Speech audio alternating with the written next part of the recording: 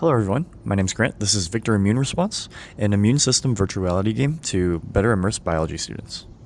The team noticed during the pandemic that the lack of interactivity and immersion between students and science subjects led to a poor performance in the class overall.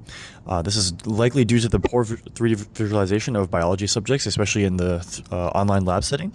In fact, 74% of students who participated in virtual labs would have felt more confident if labs had a hands-on component.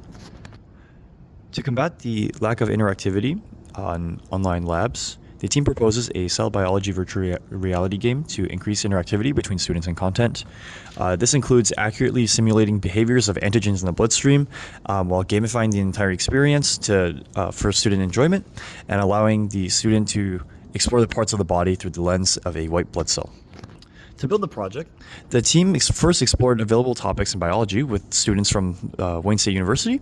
We synthesized topics within cell biology specifically, including the exploration of the cell, photosynthesis, cellular respiration, etc., before finally coming down to the immune system, which is something that has not been simulated as much. We then drafted a simulation plan before continuing to build an interactable virtual reality game through Unity, with 2 members working on interactions, 1 member working on modeling, and the last member checking on our theory. The player is first sent into the bone marrow, where the cytokine gives instructions to the cells. This turns stem cells into white blood cells, which are then sent off into the bloodstream, as seen with the capillary ahead. Additionally, you're given a neutrophil that fires off antibodies to kill antigens. Next is the vein. So the white blood cell enters the bloodstream, where there are viruses in the bloodstream, of course, that attack you.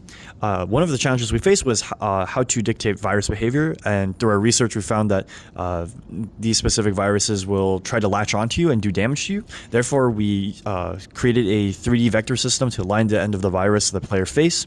Additionally, the neutrophil antibody firing was also another challenge we faced, which we first modeled in Blender before then we spawning in additional game objects to mimic antibodies and effectively create a projectile launcher.